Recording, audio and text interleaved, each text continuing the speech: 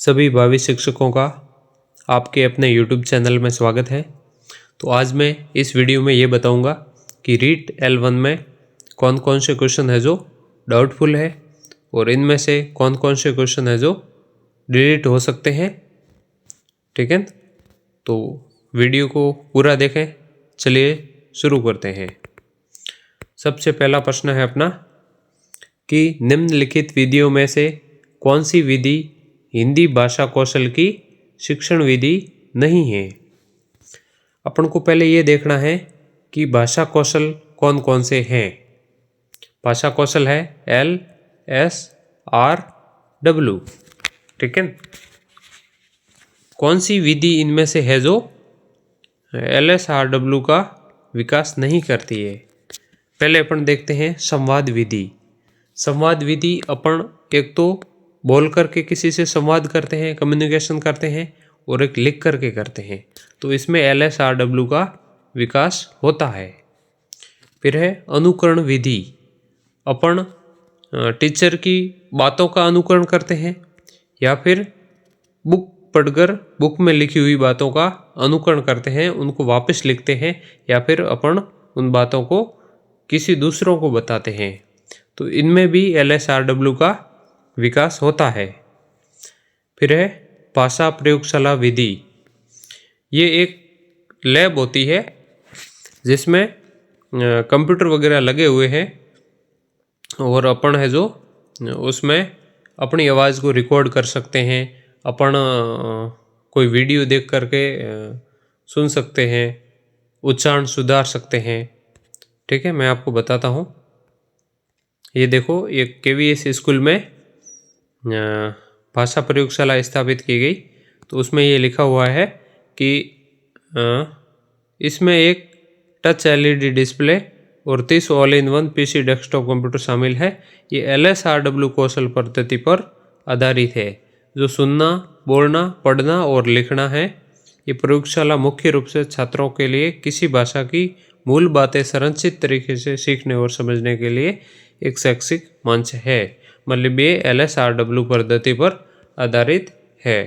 ठीक है, इसका मतलब ये भाषा कौशल का विकास करता है।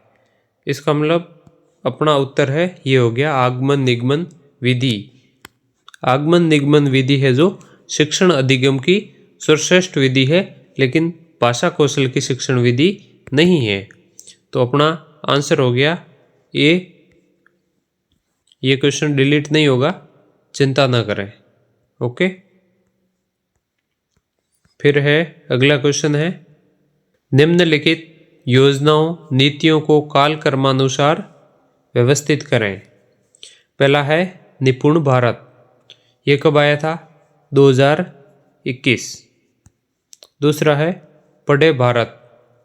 ये कब आया था? 2022 में। तीसरा है बेटी बचाओ बेटी पढ़ाओ। ये आया था 2015 में। लास्ट है निष्ठा। निष्ठा कब आया था? 2019 में।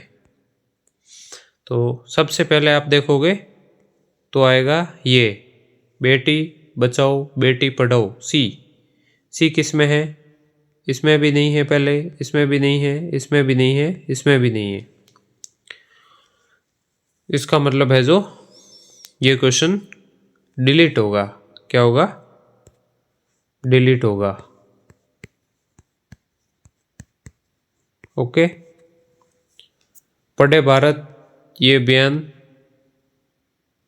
आपने देख लिया होगा, 2022 में आया था। प्रूफ भी ऐड है, देख सकते हैं। पढ़े भारत ये बयान कब आया था? 1 जनवरी 2022। फिर नेक्स्ट क्वेश्चन है identify the type of sentence given below in reported speech. और सेंटेंस लिखा हुआ है Riya asked Ravi if he had bought tickets for the concert. तो ये एक साधारण वाक्य दिया हुआ है। तो इसमें किसका पता लगाना है? रिपोर्टेड स्पीच का। ठीक है, तो आप देखोगे तो इसमें ऐसे होगा, ये क्वेश्चन डायरेक्ट से इनडायरेक्ट में कन्वर्ट किया हुआ है। ये यहाँ पर इफ लगा हुआ है, आपको दिख रहा होगा। तो अपन को अब रिपोर्टेड स्पीच में देखना है कि ये सेंटेंस किस टाइप का है। तो अपन को वापस इनडायरेक्ट से डायरेक्ट में कन्वर्ट करना पड़ेगा, ठीक है। तो देखते हैं अपन, ये अपना क्वेश्चन था। तो इसमें देखें, ये तो दिया हुआ है क्वेश्चन में, Riya asked Ravi if he had bought tickets for the concert, ठीक है। This sentence is in indirect speech, so we can not tell which part is reported speech और which is reporting verb, okay. Now I explain. Riya said to Ravi, reporting verb, did he buy tickets for the concert, reported speech. In the direct speech, there are two parts. The first is reporting verb and the another is reported speech. Okay? तो इसमें आप देख सकते हैं अब question mark लग गया है। तो ये सेंटेंस कौन सा है? इंटेरोगेटिव है। कौन सा है? इंटेरोगेटिव है। और उस सेंटेंस में भी आप देख सकते हैं कि इफ़ लगा हुआ है। इफ़ किस में लगता है? जब कोई इंटेरोगेटिव सेंटेंस होता है उसको डायरेक्ट से इनडायरेक्ट में कन्वर्ट करते हैं तो इफ़ लग जाता है और क्वेश्चन मार्क है जो हट जाता है। Okay, so we can say that this part which is in reported speech in interrogative. तो इसलिए हम कह सकते हैं कि जो रिपोर्टेड स्पीच है वो इंट्रोगेटिव है। ठीक है, ओके। ये रिपोर्टेड स्पीच था, ठीक है। ये है इंटरोगेटिव है, ठीक है, ओके। नेक्स्ट, ग्रेनाइट है एक उपयोगी इमारती वस्तु जो फर्श, मंदिर आदि बनाने में उपयोगी होता है। सही है। गुलाबी, पिंक और मटमैला ग्रे जालौर में पाया जाता है। ठीक है।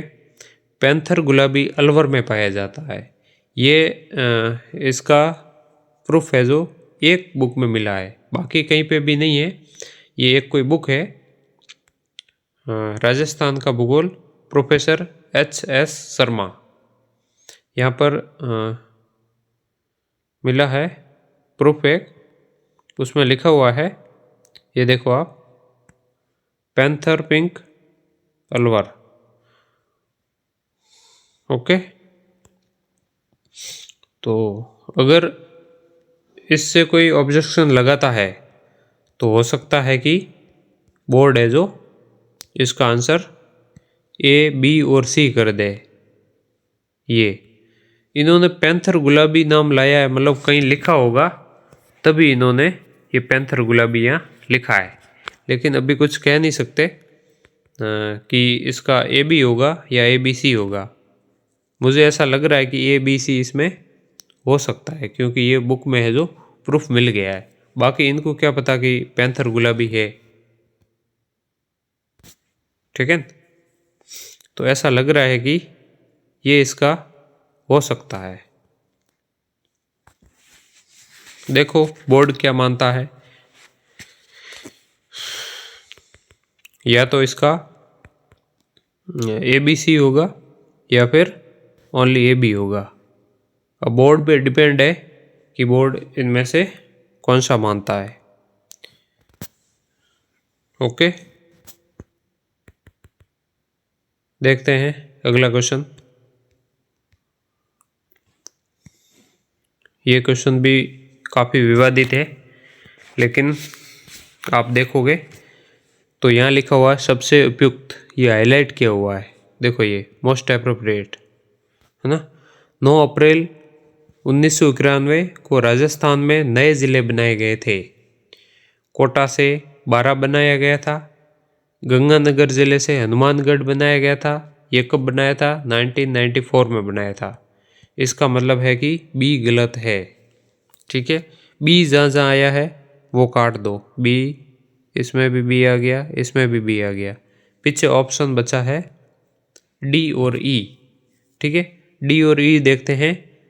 जयपुर दौसा जिले से बनाया गया था। ठीक बात है, ये सही है। राजस्थान में अब 7 प्रमंडल है।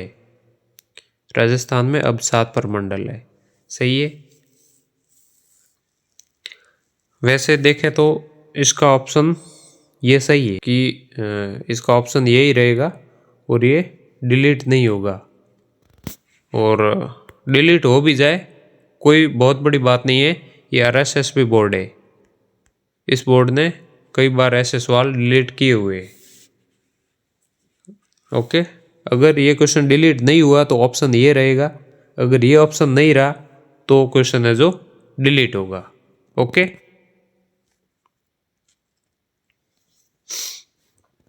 चलते हैं अगले क्वेश्चन की ओर।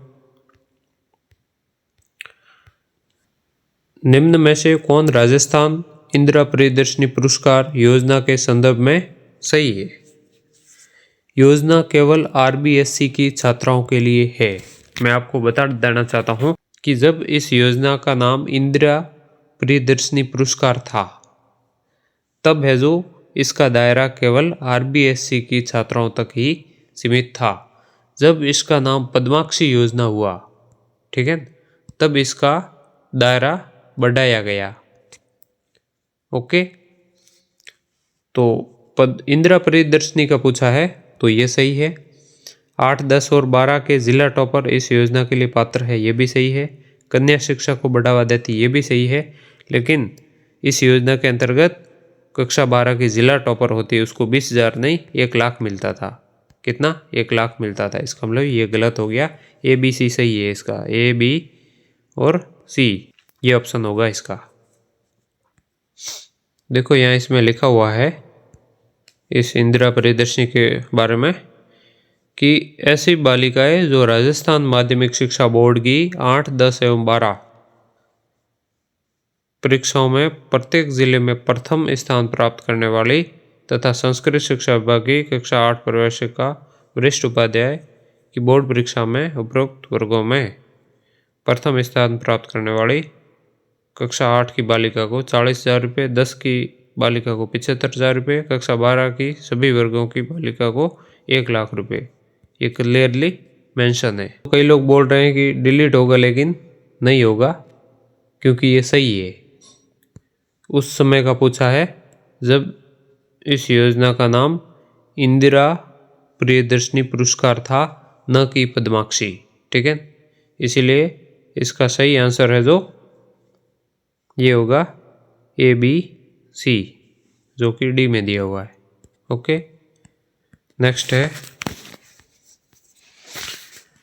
राजस्थान खादी और ग्रामोद्योग बोर्ड एक गैर लाभकारी वैधानिक निकाय है जो निम्नलिखित के अंतर्गत स्थापित किया गया है। ये किया गया था राजस्थान खादी और ग्रामोद्योग बोर्ड अधिनियम 1955। देखते हैं अपन, जो कि ऑप्शन में नहीं है अभी। ठीक है, ये दिया हुआ है 1995, ये गलत है। अपन देखते हैं प्रूफ। ये देखो यहाँ पर लिखा हुआ है माणिक्यलाल वर्मा 1963 में राजस्थान में खादी ग्रामोद्योग बोर्ड के अध्यक्ष रहे। जब इस क्वेश्चन में दे रखा है कि ये है जो 1995 के अधिनियम के बाद बना बोर्ड, 1995 में बना, तो यहाँ 1963 में माणिक्यलाल जी वर्मा ने कौन से खादी ग्रामोद्योग बोर्ड के अध्यक्ष रहे थे, ये है ना। और दूसरा इनका ये गजट भी देख लो, राजस्थान खादी तथा ग्रामोद्योग बोर्ड अधिनियम 1955। श्रीमान राज्य प्रमुख की अनुमति दिनांक 9 अप्रैल 1955 को प्राप्त हुई और राजस्थान में खादी तथा ग्रामोद्योग को प्रोत्साहित तथा संगठित करने के लिए एक बोर्ड के नियमन तथा स्थापना हेतु व्यवस्था करने के लिए ये अधिनियम बना था।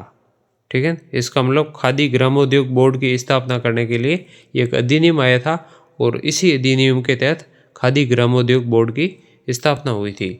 ये ऐसा ऑप्शन है नहीं इसमें, इसीलिए ये सवाल है जो डिलीट होगा। ओके, वीडियो अच्छा लगे तो आप है जो लाइक कर दें अभी, और चैनल को सब्सक्राइब नहीं किया है तो सब्सक्राइब कर लें। नेक्स्ट क्वेश्चन, राजस्थान में शाला दर्पण कार्यक्रम शिक्षण अधिगम में नवोन्मेष को बढ़ावा देने के लिए कक्षा कक्ष में डिजिटल प्रौद्योगिकी को बढ़ावा देने पर केंद्रित है। ये कक्षा कक्षीय शिक्षण व्यवस्था से संबंधित नहीं है। शाला दर्पण है जो एक मैनेजमेंट पोर्टल है, इसलिए ये गलत हो गया। राजस्थान में शाला दर्पण कार्यक्रम केवल ग्रामीण क्षेत्र में क्रियान्वित है, गलत है। शाला दर्पण ग्रामीण और शहरी दोनों क्षेत्रों में क्रियान्वित है, इसलिए ये सवाल है जो डिलीट होगा। ओके, अब देख लो प्रूफ, यहाँ पर लिखा हुआ है शाला दर्पण की साइट पर आप देख सकते हैं। शाला दर्पण एक गतिशील डेटाबेस प्रबंधन पोर्टल है। कैसा पोर्टल है? प्रबंधन पोर्टल है। ओके, चलते हैं अगले क्वेश्चन की ओर। ये दिया हुआ है अभिकथन, ये कारण। कजली तीज भाद्रपद कृष्ण तृतीया को बूंदी में मनाई जाती है, सही बात है। अलंकृत पालकियों में तीज का मनोहारी जुलूस पिछोला झील के मनोहारी घाट से शुरू होता है और नौकायन एवं आतिशबाजी के साथ समाप्त होता है। प्रूफ देखिए पहले, मतलब ये भी सही है, ये भी सही है, लेकिन ये कजली तीज के बारे में सही नहीं है। ये गणगौर उदयपुर के बारे में सही है, ये कजली तीज बूंदी के बारे में सही है। दोनों स्टेटमेंट सही है और व्याख्या नहीं करता है। इसका ऑप्शन सही कौन सा होगा पहले वो मैं बता देता हूँ। इसका ऑप्शन होगा ए और आर दोनों सही है, लेकिन आर ए की व्याख्या नहीं है। डी ऑप्शन सही हो गया।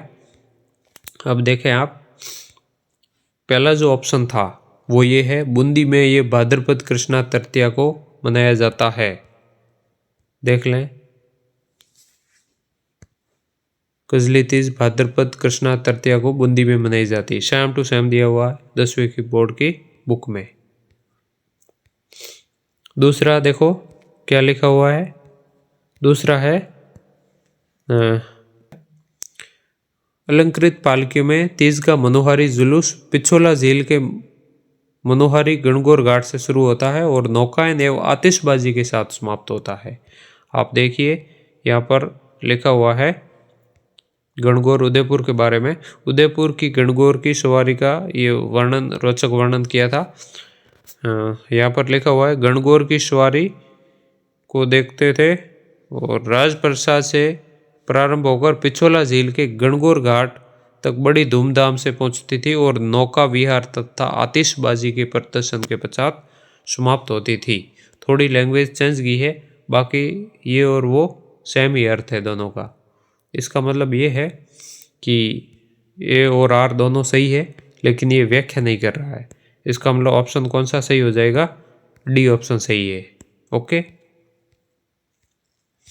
नेक्स्ट क्वेश्चन, राजस्थान का मिशन बुनियाद प्राथमिकता शिक्षण में मूलभूत और अंकगणितीय अधिगम के नवोन्मेष पर केंद्रित है।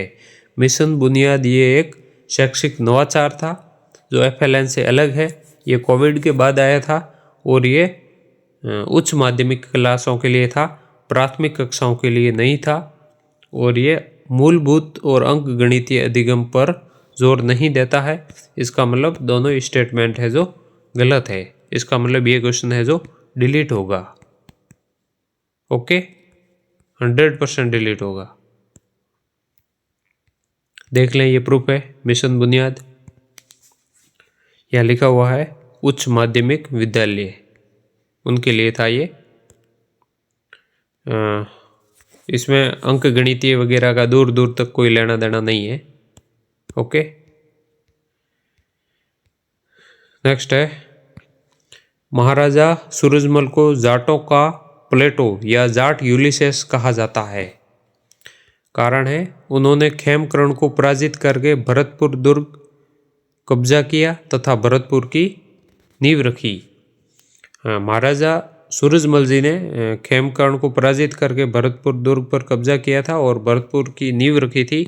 इसी अद्भुत साहस और पराक्रम के कारण उनको महाराजा सूरजमल को जाटों का प्लेटो या जाट यूलिसेस कहा जाता है। ठीक है, मतलब ये भी सही है, ये भी सही है और कारण भी है इसका। ए और आर दोनों सही है और आर ए की सही व्याख्या करता है। C is the correct option. Okay, next question. Para Olympic Tokyo 2020 में राजस्थान के निम्नलिखित खिलाड़ियों ने पदक जीते। उसमें अवनी लेखरा थे, देवेंद्र झांझड़िया थे। ए सुरेंद्र सिंह गुर्जर नहीं थे, सुंदर थे। ठीक है, इनका टाइपिंग मिस्टेक हो गई, इंग्लिश में भी सुरेंद्र सिंह गुर्जर ही लिखा है इन्होंने, मतलब ये गलत है। और राज्यवर्धन सिंह राठौड़ ये भी गलत है। मतलब ए और डी को हटा दो, यहाँ ए है हटा दो, ए और डी है तो वो हटा दो, ए और डी, ए हटा दो, ये डी है हटा दो, है ना।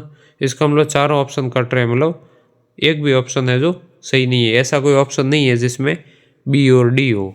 ठीक है, तो ये क्वेश्चन क्या होगा, डिलीट होगा। ठीक है, डिलीट, 100% डिलीट होगा गारंटी के साथ। इसके बाद है अगला क्वेश्चन है, अंक गणित की मूलभूत प्रमेय के अनुसार प्रत्येक धनात्मक पूर्णांक को अभाज्य संख्याओं के गुणनफल के रूप में अभिव्यक्त किया जाता है। अब प्रूफ देखते हैं। अंक गणित की मूलभूत प्रमेय, यहाँ देखो अंक गणित की आधारभूत प्रमेय सेम टू सेम है। यहाँ लिखा हुआ प्रत्येक भाज्य संख्या को अभाज्य संख्याओं के एक गुणनफल के रूप में अभिव्यक्त किया जाता है। क्या प्रत्येक भाज्य संख्या को, इसमें देखो इसमें लिखा हुआ है प्रत्येक धनात्मक पूर्णांक को, यहाँ क्या होना चाहिए था, भाज्य संख्याओं को, भाज्य संख्याओं को। ठीक है, तो इन्होंने धनात्मक पूर्णांक दे दिया, इसलिए ये गलत हो गया। और दूसरा ऑप्शन है, किसी संख्या को अभाज्य संख्याओं के गुणनफल के रूप में अभिव्यक्त करने की प्रक्रिया को अभाज्य गुणनखंडीयन के रूप में नहीं निरूपित किया जा सकता। नहीं आने से ये भी गलत हो गया, ये भी गलत, ये भी गलत। इसका मतलब ये क्वेश्चन है जो डिलीट होगा, 100% डिलीट होगा। ठीक है, नेक्स्ट क्वेश्चन, ये एनसीईआरटी की मैथ की बुक है। ओके, नेक्स्ट क्वेश्चन है, राजस्थान के दक्षिणी और दक्षिणी पूर्वी भागों में सागौन वन स्थित है। सबसे अधिक सागौन वन क्षेत्र वाला वन संभाग है। यहाँ पर लिखा हुआ है the forest division, forest division लिखा हुआ है। ओके, तो आप कोई सी भी बुक में देखोगे तो 12 वन मंडल दिए हुए हैं। ओके, उसमें बांसवाड़ा भी एक क्या है, वन मंडल है। ठीक है, तो उसका आंसर है जो बांसवाड़ा सही है। ये क्वेश्चन डिलीट नहीं होगा, इसका सही आंसर है जो बांसवाड़ा है। ओके, नेक्स्ट क्वेश्चन है, गणित में एक इकाई योजना में न्यूनतम दिनों की अवधि से एक सप्ताह अथवा एक माह तक विस्तारित हो सकती है। देखते हैं प्रूफ अपन। ये पेडागोजी ऑफ मैथमेटिक्स की बुक है जो बीएड में चलती है, एनसीईआरटी की है। देख लें, ये लिखा हुआ यूनिट प्लान, और यहाँ पर क्लियरली मेंशन है ये unit plan may extend from a minimum of 2 to 3 days duration to 1 week or month or so depending on the content। ठीक है, मतलब मिनिमम है जो 2 to 3 डेज लिखा हुआ है, 2 से 3 दिन। तो इसका सही आंसर है जो ए होगा, 2 से 3 दिन। ओके, चलते हैं अगले प्रश्न की ओर। मनोविज्ञान का ये प्रश्न है, सृजनात्मक परीक्षण को विकसित करने वाले कुछ प्रसिद्ध मनोवैज्ञानिक है। एक तो टॉरेंस है, एक है गिलफोर्ड। ये है सृजनात्मक परीक्षणों को विकसित करने वाले मनोवैज्ञानिक है। परमेश किसके हैं, व्यक्तित्व परीक्षण के। और कोहलबर्ग किसके हैं? नैतिक विकास के। इसका मतलब ये नहीं होंगे ए और सी होगा। ए और सी कोई ऑप्शन है? ए और सी ऐसा कोई ऑप्शन नहीं है। ठीक है, तो ये क्वेश्चन है जो डिलीट होगा। ठीक है, 100% डिलीट होगा ये, क्योंकि व्यक्तित्व परीक्षण और सृजनात्मक परीक्षण में फर्क होता है। जहां व्यक्तित्व परीक्षण में व्यवहार, भावनाओं और सोच के विशिष्ट तरीकों का आकलन करते हैं, वहीं सृजनात्मक परीक्षण में किसी व्यक्ति की मौलिक नए विचार उत्पन्न करने और रचनात्मक रूप से समस्याओं को हल करने की क्षमता को मापते हैं।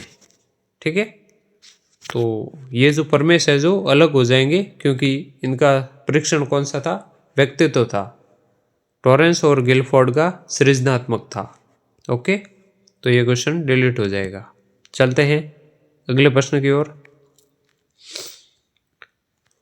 पहली बात तो ये नाम गलत है, भांडूरा। ओके, यहाँ पर भी देखो भांडूरा। चलो इसको छोड़ो, आगे देखो आप ऑप्शन में। अटेंशन पहला चरण है, फिर रिटेंशन, फिर प्रोडक्शन और लास्ट में मोटिवेशन। कहने का मतलब DCAB, DCAB होना चाहिए था। DCAB इसमें भी नहीं, DCAB इसमें भी नहीं, इसमें भी नहीं, DCAB इसमें भी नहीं, DCB है। इसका मतलब ये क्वेश्चन 100% डिलीट होगा। ठीक है, क्योंकि दो गलतियां हैं। एक तो भांडूरा लिख दिया, चलो कोई बात नहीं, इतना ही होता तो चल जाता, लेकिन ये ऑप्शन भी गलत दे दिए, है ना, यहाँ पर मैच ही नहीं हो रहा है, तो ये क्वेश्चन 100% डिलीट होगा। नेक्स्ट क्वेश्चन,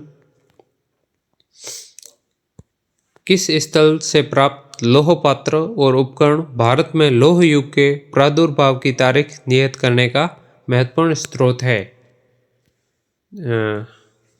किसी ने मेरे को ये क्वेश्चन भेजा था आज और बताया था कि सुभाष चारण जी ने इसको गिलोंड बना है। उनसे चूक हुई होगी ज़रूर। बाकी इसका आंसर है जो सी है, नोह भरतपुर। 10th की बुक में मिल जाएगा, देखिए आप, ये लिखा हुआ है, नोह से प्राप्त लौह के अवशेष भारत में लौह युग के आरंभ होने की सीमा रेखा निर्धारित करने के महत्वपूर्ण स्रोत है। तो चारण साहब से चूक हुई है। ठीक है, ह्यूमन एरर हो जाती है। ओके, राजस्थान की ज्योति योजना के अंतर्गत उन महिलाओं को रोजगार में प्राथमिकता दी जाएगी जिनका कोई लड़का नहीं हो और 1-2 लड़कियां हो तथा नसबंदी करवा ली हो। सही बात है। राजस्थान सरकार शिक्षा के लिए सहायता करेगी उनके लिए। ठीक है, सरकारी चिकित्सालयों में निःशुल्क उपचार। सही है। ये योजना सामाजिक न्याय अधिकारिता विभाग मंत्रालय द्वारा क्रियान्वित है। नहीं, ये गलत है, डी इसमें गलत है। इसमें कौन सा हो जाएगा? ABC, ए सही हो जाएगा। ओके, इसमें भी किसी ने भेजा था कि सर इसको वापस करवाओ, तो मैंने करवा दिया। हाँ, ये है राजस्थान की विश्वास योजना,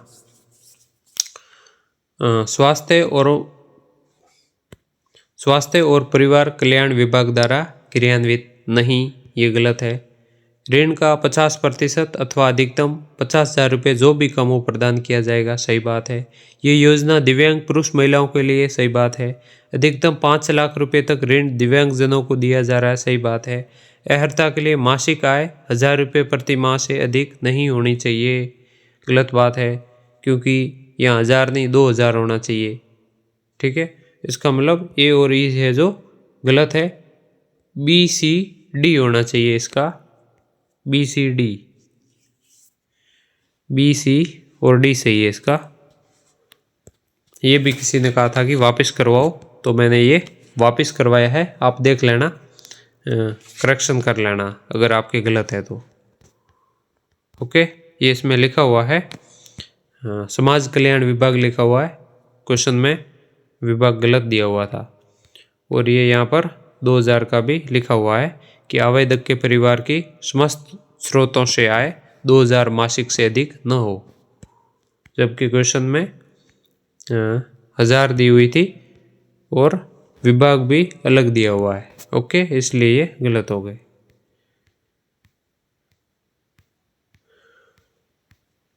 नेक्स्ट है, ये काफ़ी लोग बोल रहे हैं कि डिलीट होगा।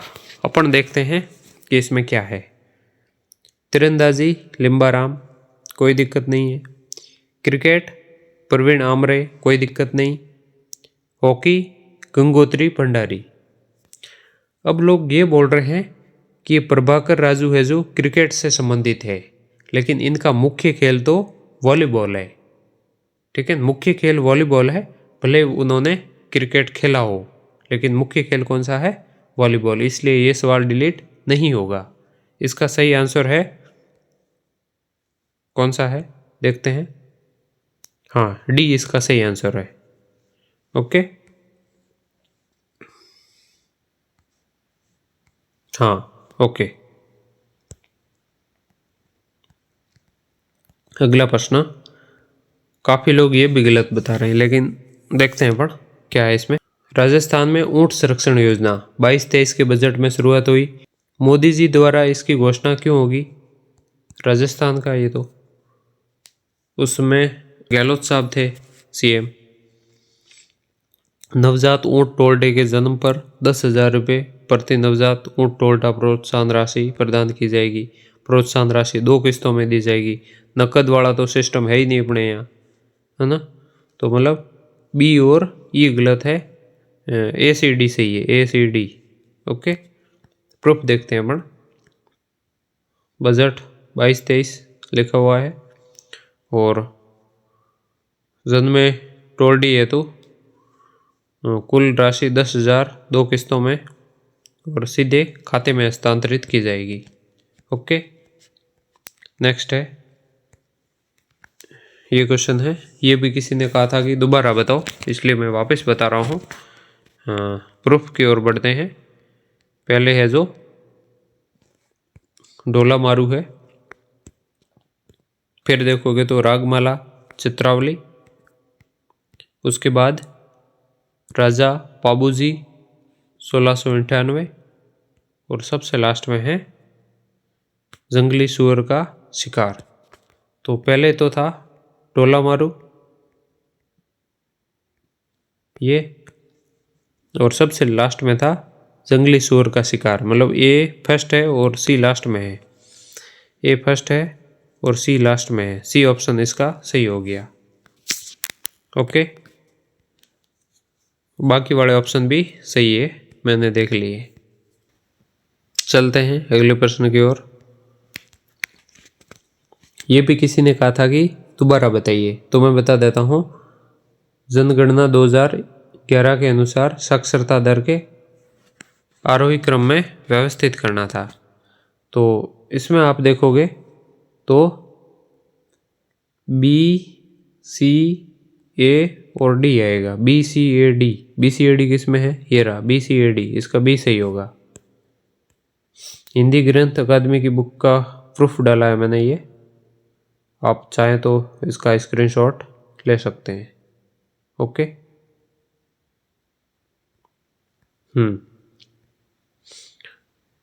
राजस्थानी साहित्य की निम्नलिखित रचनाओं को काल क्रमानुसार व्यवस्थित करें। इसमें देख सकते हैं आप, इसका सही आंसर क्या होगा?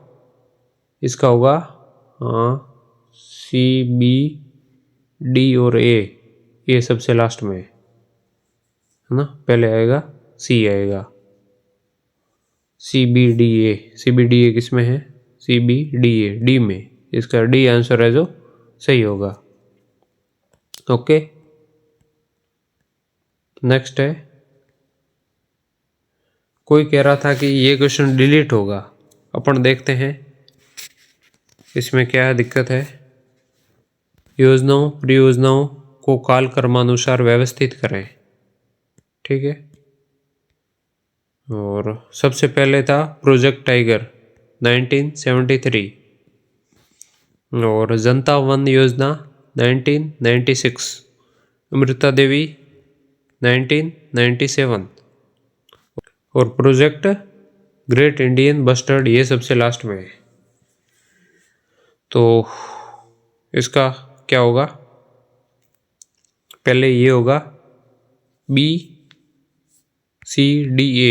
BCDA, ये रहा BCDA। ओके, सही है। ये देखते हैं अपन, फॉरेस्ट डिपार्टमेंट राजस्थान सरकार की साइट पे क्लियरली मेंशन है कि जनता वन योजना है जो 1996 to 97, और इसके बाद है जो ये लिखा हुआ है अमृता देवी बिश्नोई स्मृति अवार्ड 1997। ओके, बढ़ते हैं अगले क्वेश्चन की ओर। ये काफ़ी लोग ये भी बोल रहे हैं कि बीकानेर शहर से संबंधित ये डिलीट होगा। क्यों भाई डिलीट क्यों होगा? पहाड़ी की ढाल पर निर्मित नहीं है, गलत हो गया। पेशे व्यवसायों के आधार पर शहर विभाजित किया गया है, सही बात है। आर्थिक क्रियाकलापों को सुगम बनाने और व्यापार को बढ़ावा देने के लिए हाट और बाजार बनाए गए थे, सही बात है। शहर के दोनों छोर पर 2 चौपड़ है, नहीं है। BC सही है, बी सही, बी में आ गए BC, कोई दिक्कत नहीं है। कथन कारण, ये भी काफ़ी लोग कम से कम 5-6 जनों ने भेज दिया मुझे आज। राजस्थान में शरद ऋतु मध्य सितंबर से लेकर के मध्य दिसंबर तक व्याप्त रहती है, सही बात है। वर्षा के पश्चात स्पष्ट खुले आसमान के कारण इस ऋतु में तापमान 38 डिग्री सेल्सियस तक बढ़ जाता है। इसमें मैं आपको बताना चाहूँगा, पहले प्रूफ बता देता हूँ। ये ज्योग्राफी की बुक है राजस्थान बोर्ड की, इसमें आप देखो ये लिखा हुआ है अक्टूबर के अंत तक अधिकतम तापमान 35 डिग्री सेल्सियस अधिकतम और न्यूनतम 20 डिग्री सेल्सियस। और एक और बुक है उसमें आप देख सकते हैं शरद ऋतु मध्य सितंबर से दिसंबर तक। वर्षा के बाद इस ऋतु के प्रारंभ में आकाश स्वच्छ रहने के कारण तापमान 38 डिग्री सेंटीग्रेड तक बढ़ जाता है, ठीक है। यहाँ 38 का लिखा हुआ है, तो मेरे हिसाब से तो इसमें कोई चेंजेस नहीं होगा, क्योंकि ये भी सही है, ये भी सही है, और ये इसकी व्याख्या करता है। इसका है जो कोई चेंजेस नहीं होगा इसमें। C सही है, इसका दोनों सही है, और RA की सही व्याख्या है। ओके, और आपको ये वीडियो अच्छा लगा है तो लाइक करें, और चैनल को अभी तक आपने सब्सक्राइब नहीं किया है तो आप इस चैनल को सब्सक्राइब करें। मिलते हैं अगले वीडियो में, तब तक के लिए धन्यवाद।